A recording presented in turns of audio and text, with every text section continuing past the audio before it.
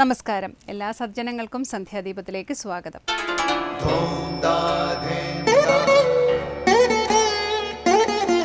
ശുഭം ഭവതു കല്യാണമായുസാരോഗ്യവർദ്ധനം സർവദുഃഖ വിനാശായ സന്ധ്യാദീപം നമോസ്തുതേ.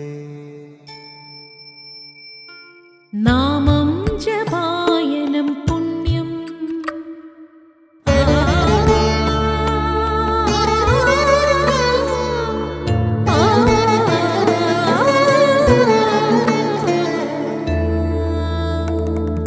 നാമം ജപായനം പുണ്യം നിരുപമദീപാങ്കുരം പോലെ സ്വരശ്രുതിലയവരമതുലം ദീവാങ്കണം മോക്ഷസംഗീതസാരം നീളും വഴിത്താരയിൽ ജീവതാരം മന്ത്രാലാപം മായാവിൻ നിൻ പ്രസാദം.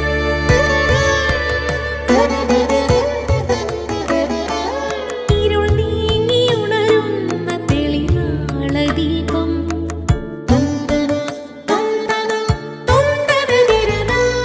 ഇരുൾ നീങ്ങിയുണരുന്ന തെളിനാളദീപം പ്രണവാമൃതം ചൊരിയുന്ന ദീപം.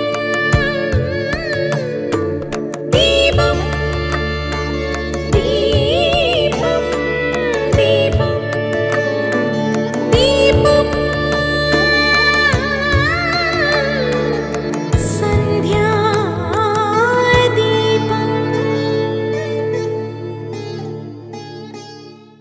സ്വധർമ്മം അനുഷ്ഠിക്കാനും ആത്മവികാസം നേടാനും പരോപകാരത്തിന് പ്രയോജനകരമാകാനും ഒക്കെ വേണ്ടി ക്ലേശങ്ങൾ സഹിക്കാൻ തയ്യാറാകുന്നവനെ യഥാർത്ഥത്തിൽ മനുഷ്യനെന്ന പേരിന് അർഹനാകൂ. മനുഷ്യൻ്റെ നേട്ടങ്ങൾക്കെല്ലാം പിന്നിൽ മനഃപൂർവമായ ക്ലേശസഹനം കാണാം. നമ്മുടെ ആർഷവാങ്മയത്തിൽ തപസ്സിൻ്റെ മഹത്വം അടിവരയിട്ട് പ്രഖ്യാപിച്ചിട്ടുണ്ട്. തപസ് എന്നാൽ ജഡാവൽക്കലധാരിയായി വനവാസം ചെയ്യൽ എന്നല്ല അർത്ഥം. എന്താണ് തപസ് എന്ന് ഭഗവത്ഗീത 17-ാം അധ്യായത്തിലെ 14, 15, 16 ശ്ലോകങ്ങളിൽ വ്യക്തമാക്കിയിരിക്കുന്നു. ദേവന്മാർ, വേദജ്ഞർ, ജ്ഞാനികൾ തുടങ്ങിയവരെ പൂജിക്കൽ, ശുചിത്വം, ആർജവം, ബ്രഹ്മചര്യം, അഹിംസ എന്നിവയാണ് ശാരീരിക തപസ്.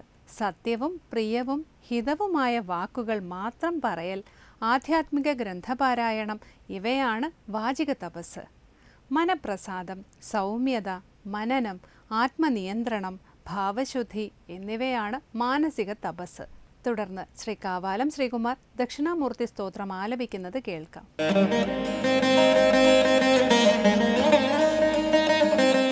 യസ്യൈവ സ്ഫുരണം സദാത്മകമസത് കൽപാർത്ഥകം ഭാസത്തെ സാക്ഷാത് തത്വമസീതി വേദവചസ യോ ബോധയത്യാശ്രിതാൻ യത് സാക്ഷാത്കരണാത് ഭവേന പുനരാവൃത്തിർ ഭവാംഭോ നിധൗ തസ്മൈ ശ്രീ ഗുരുമൂർത്തയേ നമ ഇദം ശ്രീ ദക്ഷിണാമൂർത്തയേ. യസ്യൈവ സ്ഫുരണം സദാത്മകമസത് കൽപാർത്ഥകം ഭാസത്തെ സാക്ഷാത് തത്വമസീതി വേദവചസ യോ ബോധയത്യാശ്രിതാൻ യത് സാക്ഷാത്കരണാത് ഭവേന പുനരാവൃത്തിർ ഭവാംഭോ നിധൗ തസ്മൈ ശ്രീ ഗുരുമൂർത്തയേ നമ ഇദം ശ്രീ ദക്ഷിണാമൂർത്തയേ. അടുത്തതായി ശങ്കരസ്തോത്രാമൃതം. വളരെ സൂക്ഷ്മമായും വിശദമായും വിചാരം ചെയ്ത് ഗ്രഹിക്കേണ്ടുന്ന വേദാന്ത സാരത്തിൽ ഉള്ളടക്കം ചെയ്തതാണ് ശ്രീ ശങ്കരാചാര്യരുടെ ദക്ഷിണമൂർത്തി സ്തോത്രത്തിലെ 3-ാമത്തെ ശ്ലോകം. സത് എന്നാൽ ഉള്ളത് എന്നർത്ഥം. ഞാനുണ്ട്, നീയുണ്ട്, അതുണ്ട്, ഇതുണ്ട് എന്നെല്ലാം പറയുമ്പോൾ എല്ലാത്തിനുമുള്ളിൽ അനുസ്യൂതമായി നിലകൊള്ളുന്ന ഉണ്മയാണ് സത്. ഈ ശ്ലോകത്തെ കൂടുതൽ വ്യാഖ്യാനിക്കുകയാണ് ഇന്ന് ശങ്കരസ്തോത്രാമൃതത്തിൽ സ്വാമി ചിദാനന്ദപുരി.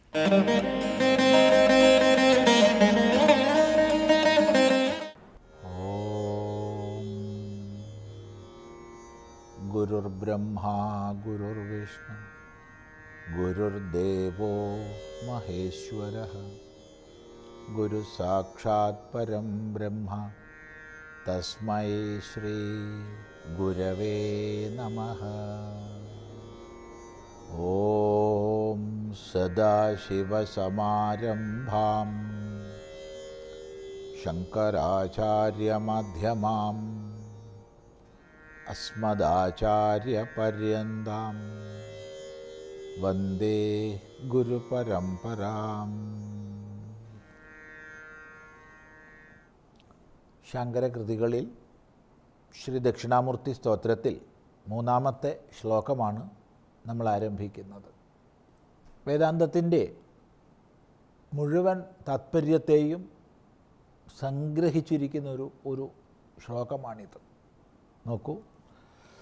യസ്യൈവ സ്ഫുരണം സദാത്മകമസത്കൽപ്പാർത്ഥകം ഭാസത്തെ സാക്ഷാത് തത്വമസീതി വേദവചസാ യോ ബോധയത്യാശ്രിതാൻ യത് സാക്ഷാത്കരണാത് ഭവേന്ന പുനരാവൃത്തിർഭവാംഭോനിധൗ തസ്മൈ ശ്രീ ഗുരുമൂർത്തയേ നമ ഇദം ശ്രീദക്ഷിണാമൂർത്തയേ. എല്ലാ ശ്ലോകത്തിലും എന്ന പോലെ ഇവിടെയും 4-ാമത്തെ പാദം തസ്മൈ ശ്രീ ഗുരുമൂർത്തയേ നമ ഇദം ശ്രീ ദക്ഷിണാമൂർത്തയേ. ശ്രീ ദക്ഷിണാമൂർത്തിക്കായിക്കൊണ്ട്, ശ്രീ ഗുരുമൂർത്തിക്കായിക്കൊണ്ട് ഇതാ ഈ നമസ്കാരത്തെ സമർപ്പിക്കുന്നു എന്ന് പറയാം. എങ്ങനെയുള്ള യസ്യൈവ സ്ഫുരണം സദാത്മകം അസത്കൽപ്പാർത്ഥകം ഭാസതേ സാക്ഷാത് തത്വമസി ഇതി വേദവചസ യഹ ആശ്രിതാൻ ബോധയതി യത് സാക്ഷാത്കരണാത് ഭവാംഭോനിധൗ പുനരാവൃത്തി ന ഭവേത്. യസ്യൈവ സ്ഫുരണം, യാതൊന്നിൻ്റെ സ്ഫുരണം.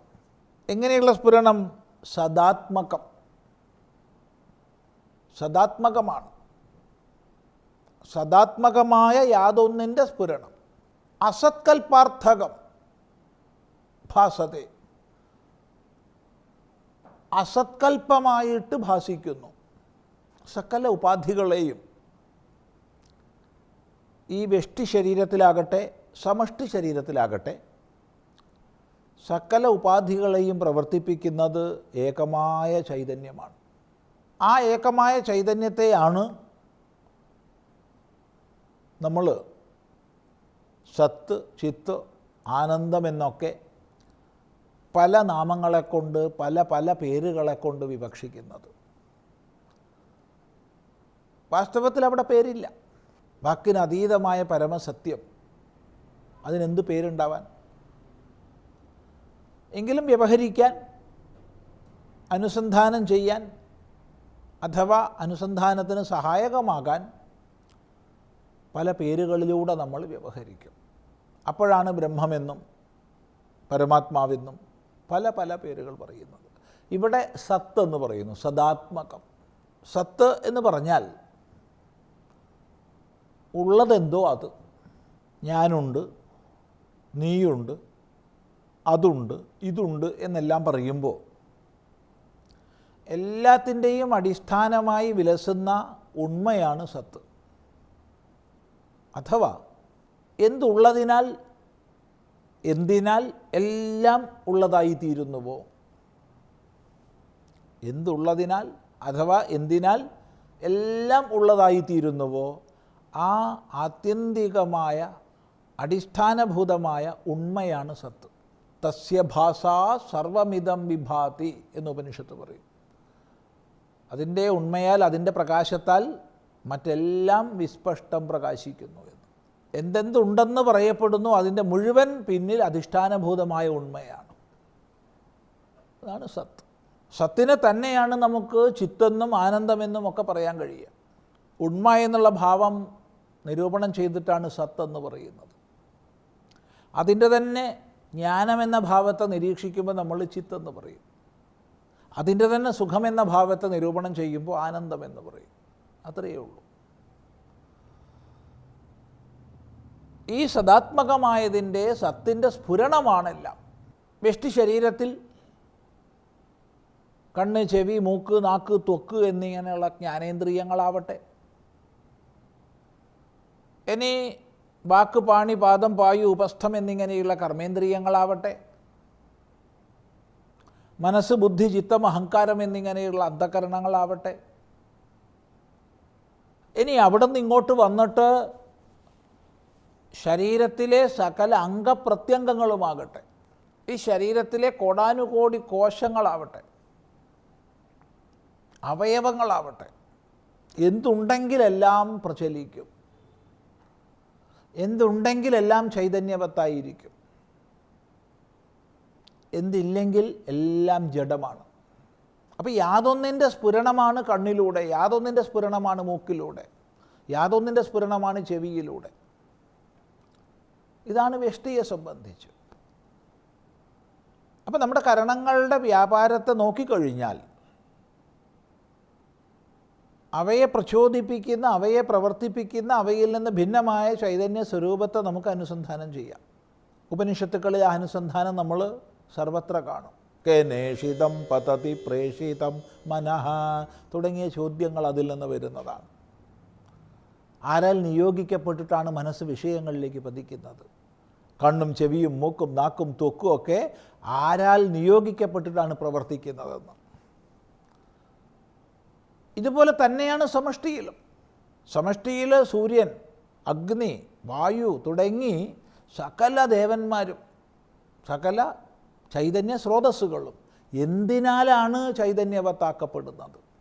രണ്ടിൻ്റെയും മറുപടിയാണ് യസ്യൈവ സ്ഫുരണം, യാതൊന്നിൻ്റെ സ്ഫുരണം. ആ സ്ഫുരണത്തിന് കാരണമോ സദാത്മകമാണ്. ഇപ്പം യാതൊരു സദാത്മകമായ സത്യത്തിൻ്റെ സ്ഫുരണമാണോ ഈ കാണാകുന്നതെല്ലാം. ഈ കാണാകുന്നതെല്ലാം എങ്ങനെയാണ്? അതിനെക്കുറിച്ചാണ് നമുക്ക് തുടർന്ന് ചിന്തിക്കേണ്ടത്. അത് അടുത്ത പ്രാവശ്യം ആവട്ടെ.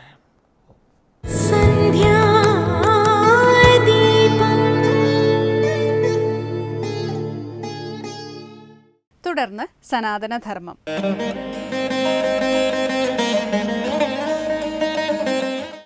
ഓം നമോ ഭഗവതേ വാസുദേവായ. ഭാഗവതത്തിൻ്റെ ഏറ്റവും പ്രധാനപ്പെട്ട ഒരു ഭാഗമാണ് ദശമസ്കന്ധമെന്ന് നമ്മൾ പറഞ്ഞു കഴിഞ്ഞു. പ്രഥമസ്കന്ധം പാദത്തിൽ തുടങ്ങി ദശമസ്കന്ധത്തിലെത്തിയിരിക്കുകയാണ്. ദശമസ്കന്ധം എന്ന് പറയുമ്പോൾ അതിനൊരു പ്രത്യേകതയും കൂടെ. ഭഗവാന്റെ മുഖമാണ് ദശമസ്കന്ധം. ചെവി, കണ്ണ് ഇതെല്ലാം അടങ്ങിയിരിക്കുന്ന മർമ്മപ്രധാനമായ ഭാഗം. പ്രേക്ഷകരെ സംബന്ധിച്ചിടത്തോളം അനിർവചനീയമായ ഒരു അനുഭൂതിയുടെ തരംഗങ്ങളാണ് ഈ ദശമസ്കന്ധത്തിൻ്റെ ശ്രവണത്തിലൂടെ കിട്ടുന്നത്. അനിർവചനീയമെന്ന വാക്ക് ഉപയോഗിക്കുമ്പോൾ തന്നെ നമുക്കറിയാം അതിലൊരു ആകാംക്ഷയുണ്ട്, ഒരു അത്ഭുതത്വമുണ്ട്. കാര്യം ആകാംക്ഷ എന്തിനാണെന്ന് ചോദിച്ചു കഴിഞ്ഞാൽ ഇതിലെ ഭക്തി എത്രത്തോളം നമ്മളിൽ ദൃഢമായിരിക്കുന്നു അത്രത്തോളം നമുക്ക് ഇതിനകത്ത് അത്ഭുതത്വം കൂടും.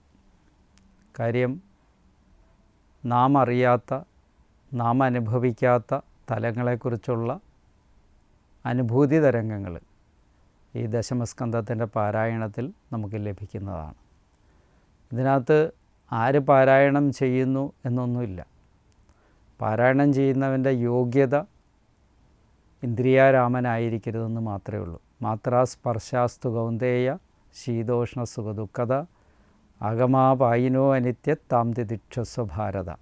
ഭാ എന്ന് പറഞ്ഞു കഴിഞ്ഞാൽ പ്രകാശിക്കുന്ന, ശോഭിക്കുന്ന എന്നർത്ഥം. ഇവിടെയും ഇപ്പം വരുന്നുണ്ട്, ഒരുപാട് സ്ഥലത്ത് വരുന്നു ഭാരത എന്നുള്ള ശബ്ദം. അതിൽ രമിക്കുന്നവൻ, ശോഭയിൽ ആരെയൊക്കെ രമിപ്പിക്കുമോ അവനാണ് ഭാരതൻ. അപ്പം അങ്ങനെ ആകുമ്പം എങ്ങനെയാണ് ആ രമിപ്പിക്കുന്നതെന്ന് ചോദിച്ചു കഴിഞ്ഞാൽ മാത്രാസ്പർശാസ്തു കൗന്ദേയ. മാത്ര എന്ന് പറഞ്ഞു കഴിഞ്ഞാൽ ഇന്ദ്രിയങ്ങൾ, സ്പർശ എന്ന് പറഞ്ഞാൽ വിഷയങ്ങൾ. ഇന്ദ്രിയങ്ങളും ഇന്ദ്രിയങ്ങളുടെ വിഷയങ്ങളും ഇന്ദ്രിയം എന്ന് പറയുമ്പോൾ കണ്ണ്, മൂക്ക്, നാക്ക്, ചെവി തുടങ്ങിയിരിക്കുന്ന ജ്ഞാനേന്ദ്രിയങ്ങൾ, അവയുടെ വിഷയങ്ങളായിരിക്കുന്ന രൂപാദി, ശബ്ദം തുടങ്ങിയിരിക്കുന്നവ. ഇങ്ങനെ ഇന്ദ്രിയങ്ങളും ഇന്ദ്രിയ വിഷയങ്ങളും, ആ വിഷയങ്ങൾ ആഗമാപായിന, വന്നും പോയിക്കൊണ്ടിരിക്കുന്നതാണ്. അതൊരിക്കലും സ്ഥായിയായി നിൽക്കുന്ന ഒന്നല്ല. അതിന് അനിത്യ സ്വഭാവം ഉണ്ടെന്ന് ആദ്യമേ തന്നെ മനസ്സിലാക്കുകയാണ് ഭഗവാൻ. വന്നും പോയിക്കൊണ്ടിരിക്കുന്ന നിത്യമല്ലാത്തവയാണത്. ഒരു അല്പസുഖം ഇന്ദ്രിയങ്ങൾ മനസ്സ് ഇന്ദ്രിയമായിട്ട് ബന്ധപ്പെട്ട് വിഷയങ്ങളിൽ പ്രവർത്തിക്കുമ്പോൾ കിട്ടുന്ന സുഖം ഒരല്പമാണ്. പക്ഷെ ആ സുഖമല്ല ഇവിടെ പറയുന്ന അനിർവചനീയമായ സുഖം എന്ന് പറയുന്നത്. അത് അനുഭവിക്കുന്നവർക്കേ അറിയുള്ളൂ, അനുഭവിയാതെ അറിവിയില്ല എന്ന് പറഞ്ഞിരിക്കുന്നത് കൊണ്ട് തന്നെ അനുഭവിക്കുന്നവർക്ക് മാത്രം വ്യക്തമായിട്ട് ധരിക്കപ്പെടുന്ന ഒരു സുഖത്തെയാണ് ദശമസ്കന്ധത്തിലൂടെ പറയുന്നത്.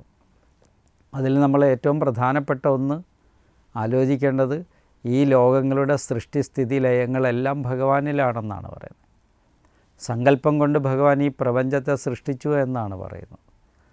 അങ്ങനെയുള്ള ഭഗവാൻ തന്നെ ഈ പ്രപഞ്ചത്തിൻ്റെ ആവാസകേന്ദ്രമായിരിക്കുന്ന ഭഗവാൻ തന്നെ വസിക്കുവാൻ വേണ്ടി ദേവകിയുടെ ഗർഭത്തിലെത്തുന്നു എന്നുള്ളതൊരു ആശ്ചര്യവും ഒരത്ഭുതവും ഒരാകാംക്ഷയൊക്കെ നമുക്ക് തോന്നിക്കുന്നുണ്ട്. ഇത് മൂന്നും അതിനകത്തുണ്ട്. കാര്യം നമ്മൾ ഉൾപ്പെടെയുള്ള ഈ പ്രപഞ്ചം നിലനിൽക്കുന്നത് ഭഗവാനിലാണെങ്കിൽ ആ ഭഗവാൻ വന്ന് വസിക്കാൻ പോകുന്നത് ദേവകിയുടെ ഗർഭത്തിലാണ്. ഇവിടെ ഒരു ആശ്ചര്യമാണത്. അതിലുപരിയായിട്ട് ദേവകിയുടെ ഒരു സൗഭാഗ്യമെന്നുകൂടി വേണമെങ്കിൽ പറയാം. കാര്യം ഭഗവാൻ നമ്മയൊക്കെ നിയന്ത്രിക്കുന്ന, നമ്മുടെയൊക്കെ പ്രാർത്ഥനകൾക്ക് ശക്തി നൽകുന്ന, നാം എന്ത് പ്രാർത്ഥിക്കുന്നു അത് ഇന്ദ്രിയ വിഷയമല്ലാണ്ട് പ്രാർത്ഥിക്കുന്ന പ്രാർത്ഥനകൾ. എപ്പോഴും പറയും, ഗീതയിലും ഒക്കെ പറയും, ഭാഗവതത്തിലൊക്കെ എടുത്തു പറയുന്ന ഒരു കാര്യമുണ്ട്. ഏത് കർമ്മവും ശ്രദ്ധയോടുകൂടി ചെയ്യുന്നെങ്കിലേ ഫലമുണ്ടാവുള്ളൂ. ശ്രദ്ധയില്ലാതെ ചെയ്യുന്ന യാഗാദി കർമ്മങ്ങൾക്ക് യാതൊരു ഫലവുമില്ല എന്ന് എടുത്ത് പലതവണ ഭഗവാൻ തന്നെ പറയുന്നുണ്ട്. ഒരുപാട് കർമാനുഷ്ഠാനങ്ങളുടെ നടുക്ക് നിൽക്കുന്നവർക്ക് ശ്രദ്ധയില്ലെങ്കിൽ അതിന് ഫലം ലഭിക്കില്ല. അപ്പോൾ ശ്രദ്ധയോടുകൂടി വേണം ഏതൊരു കർമ്മവും ചെയ്യാൻ. ദശമസ്കന്ധത്തിൻ്റെ പാരായണവും അതിൽ വരാൻ പോകുന്ന ഭഗവാൻ ഈ പ്രപഞ്ചത്തിലെ സർവചരാചരങ്ങളെ നിയന്ത്രിക്കുന്ന ഭഗവാൻ ഇതാ ദേവകിയുടെ ഗർഭത്തിൽ അവതരിക്കാൻ പോവുകയാണ്. അതിന് മുന്നോടിയായിട്ട് ചില ലക്ഷണങ്ങളൊക്കെ നൽകിക്കഴിഞ്ഞു. ആദ്യം തന്നെ വസുദേവർക്ക് അതിനുള്ള ദർശനം നൽകിക്കഴിഞ്ഞു. ദേവകിക്കും അത് വളരെയധികം ഭക്തിപൂർവം കേൾക്കാൻ കഴിഞ്ഞതിലുള്ള ആ മനസ്സിലും അതുപോലെ തന്നെ മുഖത്തും അതെല്ലാം ആഹ്ലാദത്വം പ്രകടമാക്കി കഴിഞ്ഞു. ഇങ്ങനെ മൊത്തത്തിൽ ഒരു സർവത്ര എല്ലായിടത്തും എല്ലാവർക്കും ആനന്ദം നൽകുമാറ് ഭഗവാന്റെ അവതാരത്തെ ഇവിടെ പറയുമ്പോൾ, നാം അത് കേൾക്കുമ്പോൾ നമുക്ക് കിട്ടുന്ന പുണ്യം എത്രത്തോളമാണെന്ന് നമുക്കാർക്കും പറയാൻ പറ്റാത്ത ഒന്നാണ്. അതുകൊണ്ട് ഭാഗവതം ദശമസ്കന്ധം ഭഗവാന്റെ മുഖമാണെന്ന് പറയുന്നതിൽ യാതൊരു കുഴപ്പമില്ല. അത് യോജിക്കുന്നതാണ്. അത് നമ്മളിൽ യോജിക്കണമെന്ന് മാത്രമാണ് ഈ തരുണത്തിൽ എനിക്ക് പറയാനുള്ളത്.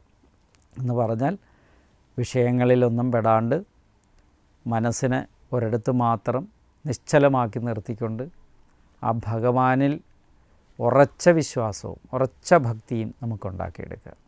അതാണ് നമ്മളിൽ നിരന്തരമായ ഭാഗവതാദി ശ്രവണം കൊണ്ട് നേടിയെടുക്കേണ്ടത്. നിങ്ങളൊരു ക്ഷേത്രത്തിൽ പോകുമ്പോഴോ അല്ലെങ്കിൽ അതിനനുസരിച്ചുള്ള കർമ്മങ്ങൾ ചെയ്യുമ്പോഴോ നിരന്തരമായ ഒരു ഭക്തിയിലേക്കുള്ളൊരു മാർഗം നമുക്ക് ഉണ്ടാക്കിയെടുക്കാൻ ഇതുപോലുള്ള ഭാഗവതാദി ശ്രവണങ്ങൾ കൊണ്ട് സാധിക്കുമെന്നുള്ള കാര്യം നിസ്സംശയം പറയാം.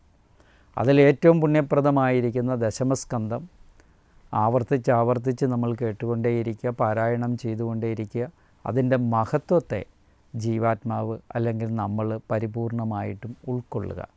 ആ ഉൾക്കൊള്ളലാണ് നമ്മുടെ ജീവിതത്തിലുണ്ടാകുന്ന പരിവർത്തനവും ഞാൻ നേരത്തെ സൂചിപ്പിച്ച സമ്പൂർണമായ ഐശ്വര്യം എന്നുള്ള കാര്യം ആരും വിസ്മരിക്കരുത്. അതുകൊണ്ട് തന്നെ ഏറ്റവും പരിപൂർണമായ ഐശ്വര്യദായകമായ ഈ ദശമസ്കന്ധത്തിൻ്റെ പാരായണത്തിലേക്ക് നമുക്ക് ഓരോ ദിനങ്ങളിലും ഭഗവാനിലേക്ക് അടുക്കുന്ന പോലത്തെ പ്രക്രിയയിലൂടെ തന്നെ പോകാം.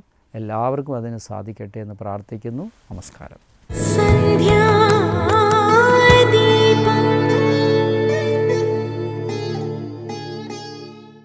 അടുത്തതായി ദീപാരാധനയാണ്. ക്ഷേത്ര സന്നിധിയിലെത്തി മംഗളാരതി തൊഴുത് ഇന്നത്തേക്ക് മടങ്ങാം. എല്ലാവർക്കും നമസ്കാരം.